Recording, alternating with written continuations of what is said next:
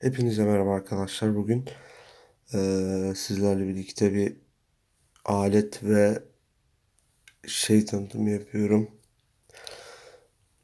Bu arkasından da görebileceğiniz üzere G-Priv 2 230 volt.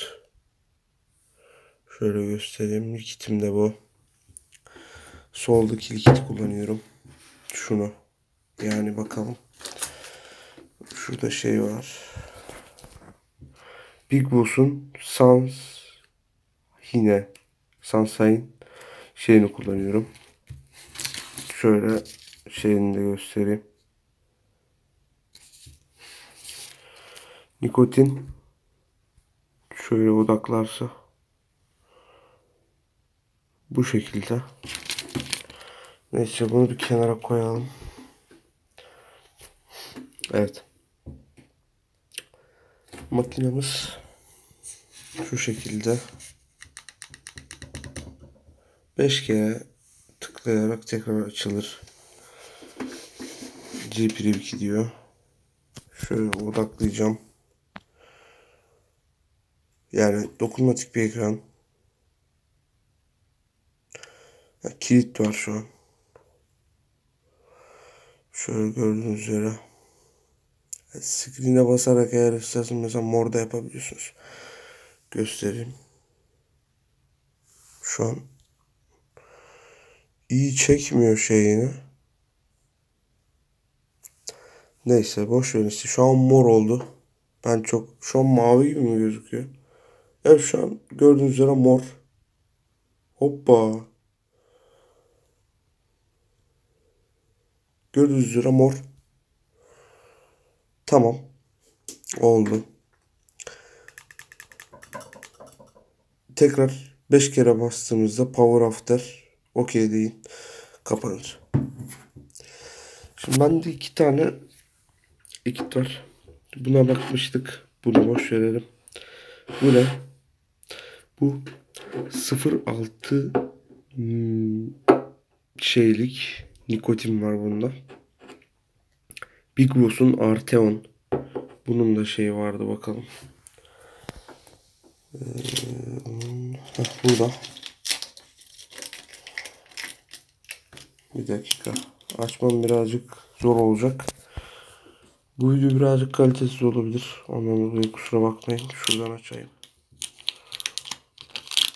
Evet. Tüm yazılar gitmişler. Gördüğünüz üzere ters yaptık. Şu şekil.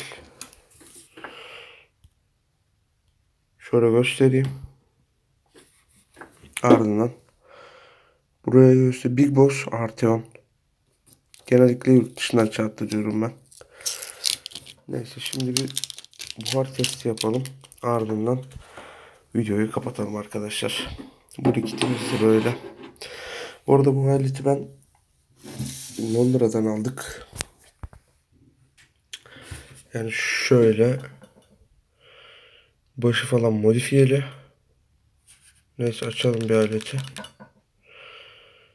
Smoke diyor, açılıyor zaten. Gördüğünüz gibi 40 voltta. Birazcık fazlalaştıralım. Şöyle 68 değil de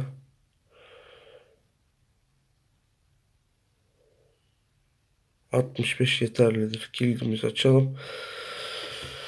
Şimdi üfleyeceğiz. Son elime alayım telefonu.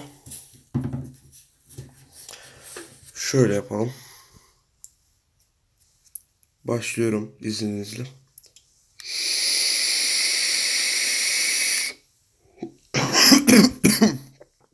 Evet.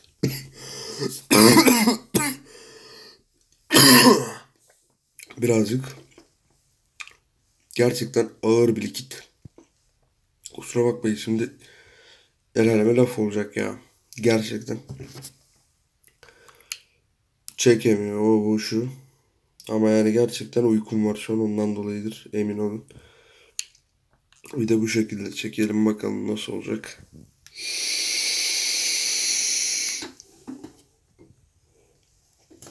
Az duman verdi şimdi 42'de. Ondan dolayıdır.